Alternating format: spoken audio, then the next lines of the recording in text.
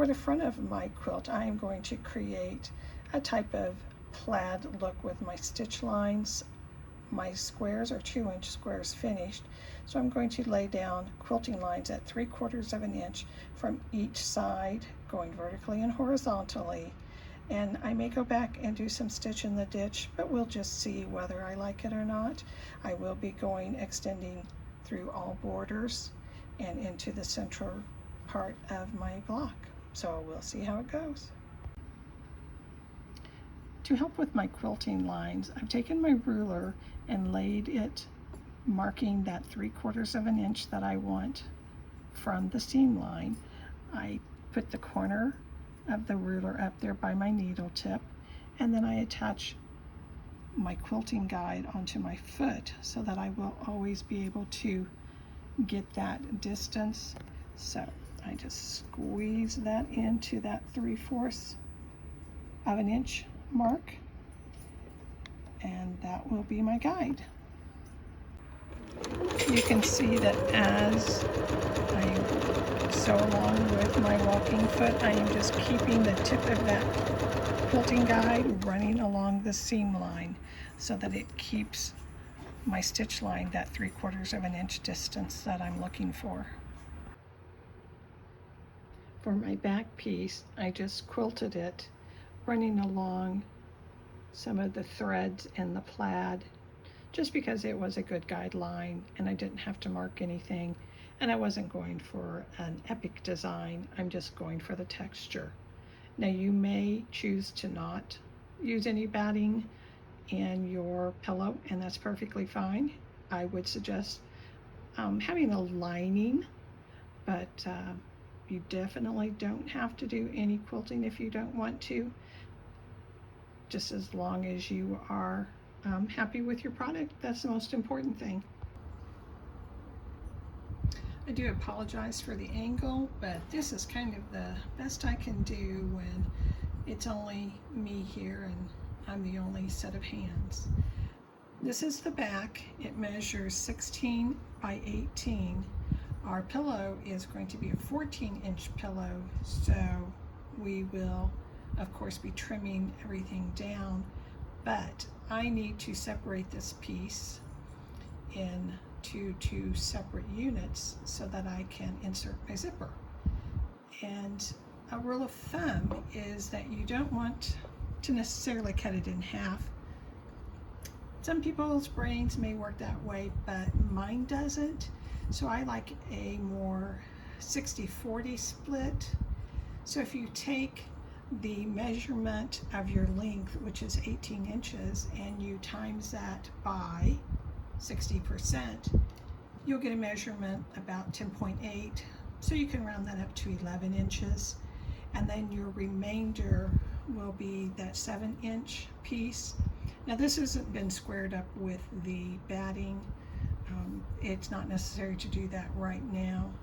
And that 16 by 18 is a generous cut so that you do have the ability to square it up after we get the zipper inserted.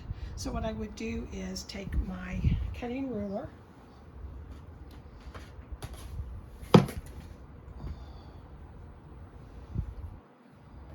sorry, I have a blocking board that's trying to fall over. And when I look at this and I have it set up against my cutting mat, what I want to do is measure up 11 inches from this bottom, and I'm going to make that cut across. Now something that you can consider is if you want to match your plaid, then you're going to have to figure out where to cut that to keep that pattern going. But for me, this is the back of my pillow. It really isn't going to be seen. I am fine with just letting the cut fall where it may and going from there. And especially with something like this plaid, it could be that one of these ends would be a perfect match when you get around to making the back. But for right now, I'm just going to measure up 11 inches, find my mark. So this is where I'm cutting across.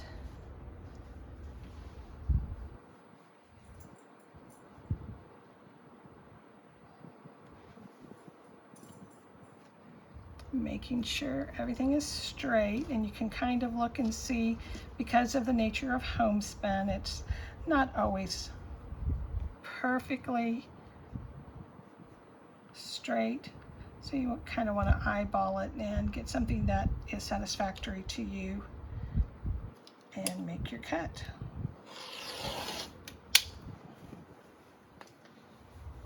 And then now I have my two pieces that are ready for the zipper insertion. Now it's time for our zipper. Since I do a lot of zipper insertions, sometimes I will buy a long length of zipper tape.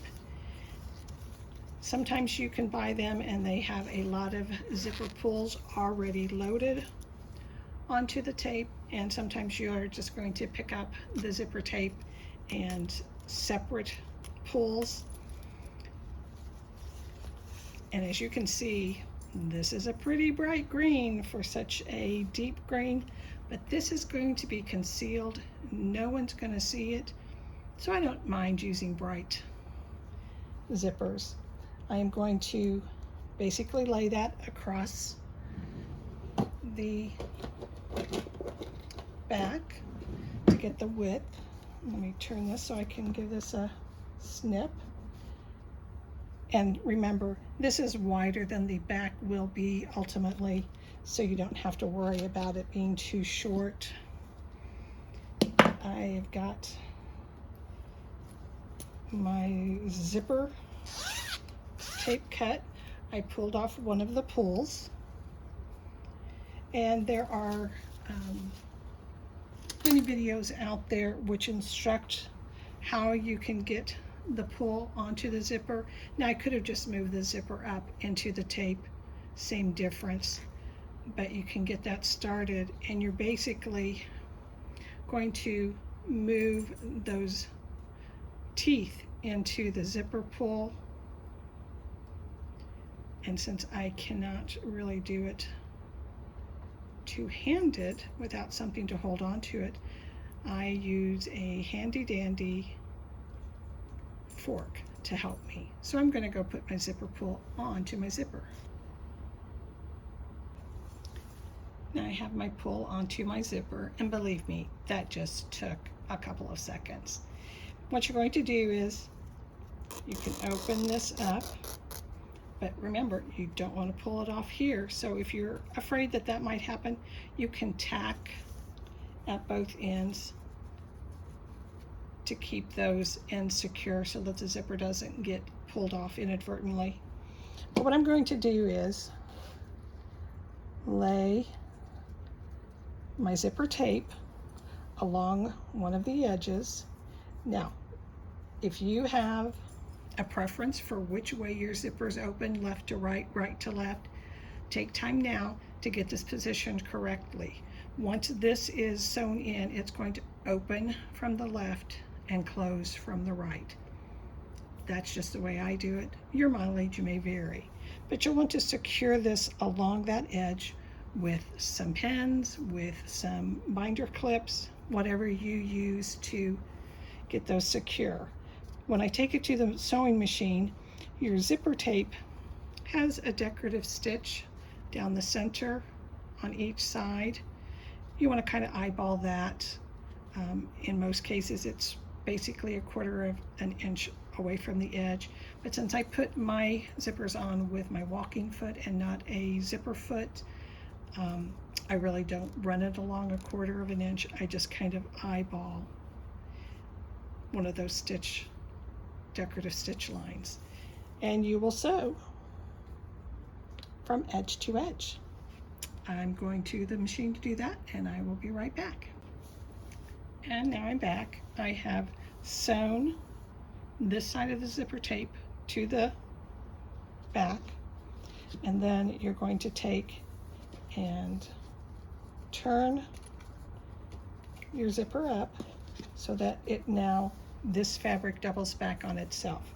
Take that to the machine and do a top stitch 1/8 of an inch away from this folded edge, whatever your preference is, and just secure that so that that zipper will then lay flat with this piece being press down. No matter how far away from this folded edge you sew your top stitch, your focus is to catch that zipper tape so that that will keep it flat to the batting on the inside. Now you're going to take this piece, lay it on top, matching your edges, and you can flip it over so you can see your zipper tape a little bit better here, and of course matching,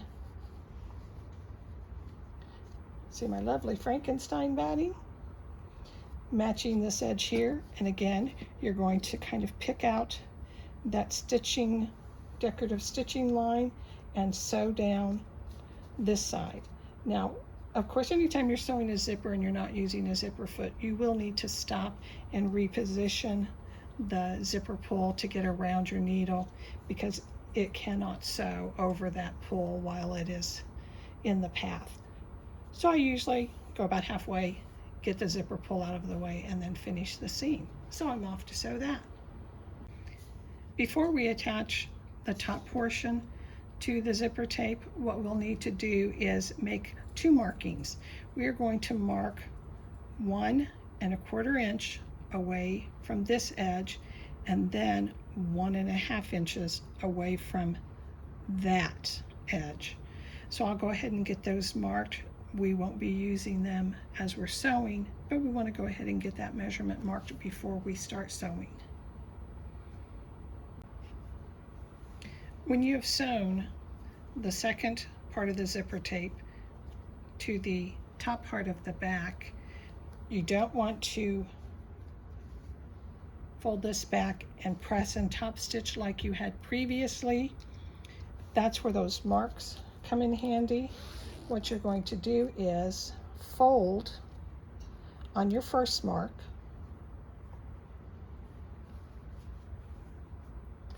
and then that second mark will be where you will stitch across the piece, and you want to make sure that that marking is going to fall basically along this line.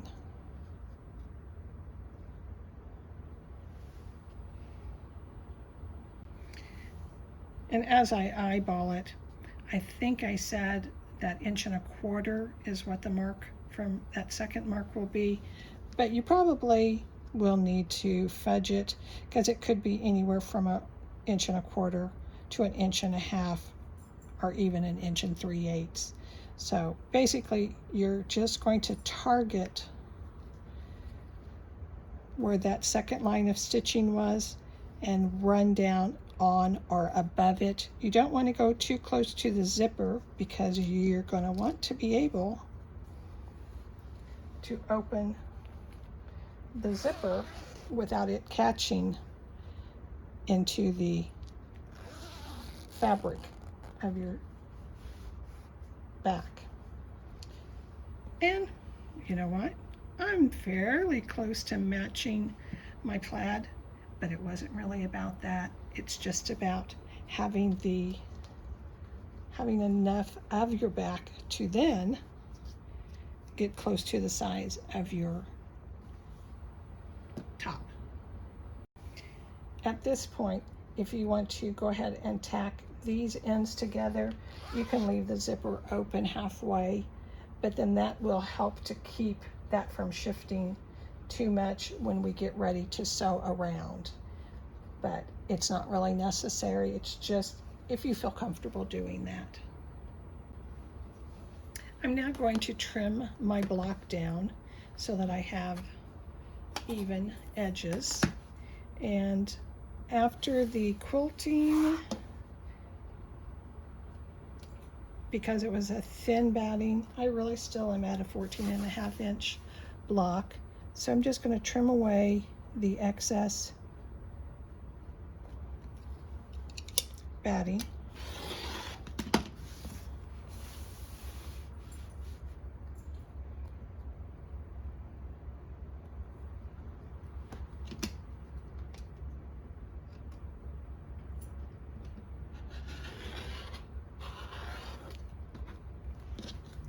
being careful not to cut fingers or any part of my hand, and keeping my edges square as I go.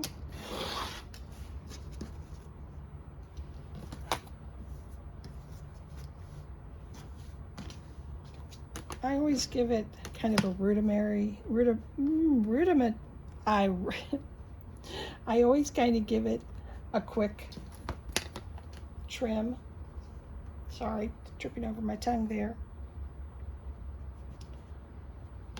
Because if I cut less, I can always go back and cut more. But you can't really come back and add it. So don't cut in too far on your first attempt. And then I just kind of turn it around, match it up with my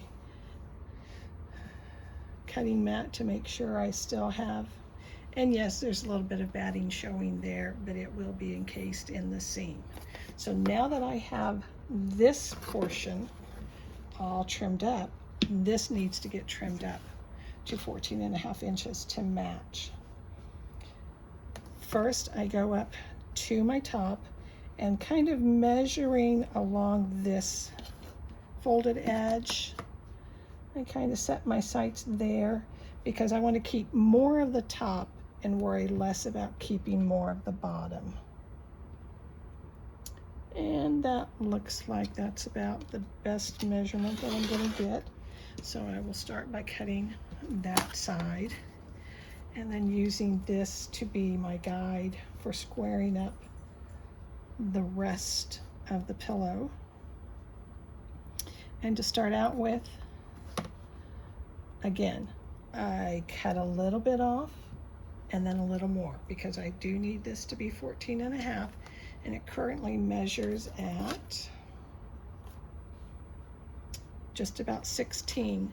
So the less you take off from the sides when you're squaring up, the more that you will have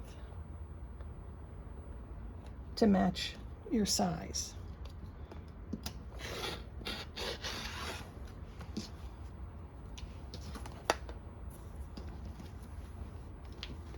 And then keeping everything intact. Now, if you tacked your piece earlier, you just cut it off.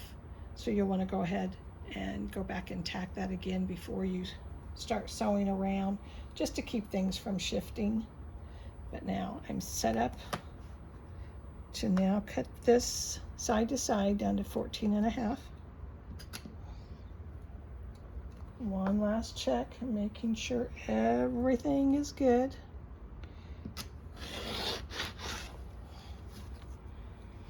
And then finally, the bottom.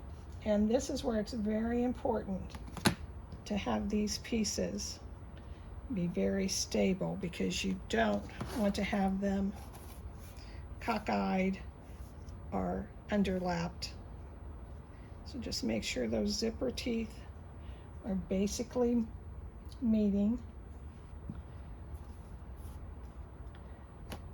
Get your ruler set up on your mark.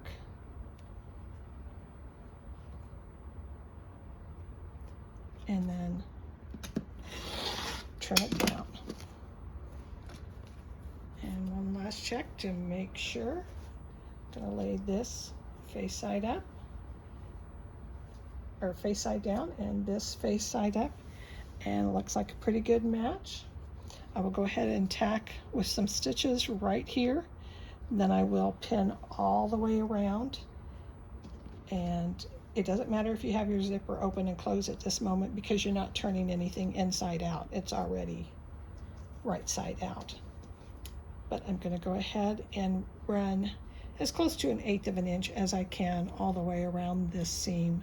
Now this does create bulk, so you want to make sure that you haven't used really too high of a loft of batting, My top piece is a bamboo blend, and my bottom piece is just a bunch of Hobbs heirloom 80/20 pieced together. But off to sew I go. Here's my piece sewn all the way 4 sides with 1/8 of an inch seam allowance. And before I go any further, I want to talk to you about the shape of our pillows. If I were to go ahead and keep this squared up as it is and add my binding and put my pillow form in, sometimes what you get are kind of limp and floppy dog ears at our corners. There is a way to avoid this type of issue, and what that is called tapering your corners. And you just basically sew in to the corner a little bit and sew on each side, angling in from the edge to the corner. Depending on the size of your pillow will determine how much of that taper that you do, but you can do just a slight taper, you can do a larger taper. Since this is only a 14-inch pillow, I'm going to go ahead and just do a small taper. And the way you would do that is to take your measuring device and a marking device, and you're going to basically measure in from the side, and I'm going to eyeball and say that I want to come right to about here. Sorry, I didn't grab a very good marking device. And then I want my taper to be at about, say, 2.5 inches. So this is where my 2.5 inches on my side is. So I just basically would give a mark from 2.5 there on that side, 2.5 on this side. And I'm going to sew from that point into the corner, and from that point to there, and that's going to be my taper. What I can do also is just go ahead and cut that taper, because then, yes, actually that is the better method, because if you draw that line, then you're gonna, of course, sew from 1/4 inch. I messed that up. Okay, I have all sides secured, and now the consideration is, am I going to go ahead and attach my binding, sewing my 1/4 inch all the way around, fold over the binding, attach on the machine, or am I going to taper my corners? If I don't taper the corners, usually these corners are very, very loose, very dog-eared. They don't fill out with your pillow form. But if you taper the pillow, it just creates, yes, it creates a tapered edge, but once a pillow is in there, you really don't even notice it. Excuse me. So what I'm going to do is, basically, I'm going to create a mark that is 1/4 inch in from the corner on both sides. So basically eyeballing it, say about there. And you can use a pen or a permanent marking tool, because this is going to be cut off. And then I might want to go down 2.5 or 3 inches, depending how much of the taper that I want. I'm going to eyeball this and say, start at 3 inches. So on both sides, I'm going to mark at the 3 inches. Now I can draw the line, or I can just set the bottom of the side of my ruler on that 3 inch mark, and then intersecting that mark there, I just trim the edges. Throw those pieces away. Now, I like to do that after I've got all the pieces together, so that nothing shifts And I will just go ahead and do that on all 4 corners. And you can see as you're looking at it now, you can see that definite taper, but once the pillow form is in there, you won't notice. So I'm going to go ahead and cut all 4 corners. I'm going to go back and sew again to secure those so that when I go to put my binding on, that I'm not worried about losing that. Now, on the subject of binding, my advice, bias your binding, especially for when you're working with more than the normal thickness of batting on a basic quilt. Of course, you only have that 1 layer of batting and a backing and a front, but here we've got 2 layers of fabric and 2 layers of batting. So bias just makes your life easier. And then when you have a plaid, it just makes a fun design. So I've cut my binding on the bias. I am going to then sew them into 1 long strip, fold it in half, press it, and get ready to attach. When you attach the binding, and we know how we all sew into the corner and then back up and realign, you really don't have to worry about that taper because it really is not that far off of a straight line. Just make sure to take a little extra care that you are getting a good clean fold and then continue on down. And you can see that I have my binding sewn all the way around. I sew to the front and hand tack to the back on a lot of my things just because I enjoy that hand tacking process. But if you prefer, you can sew it to the back, wrap to the front, and machine stitch down. Totally up to you. I cut my bindings at 2 1/4 inches just because I don't like a really big wide binding. And then with that bias, it helps to give it a little bit more give so that you can wrap to cover your stitching line. I will come back with the finished pillow, stuffed and ready to go. And here is the finished product. The front side,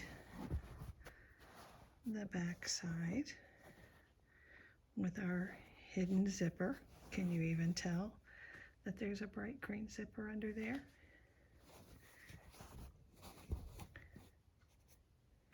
And then you can see that those corners are not quite so floppy, but also they don't look odd shaped, do they? They don't look like they're tapered. I hope you've enjoyed this tutorial.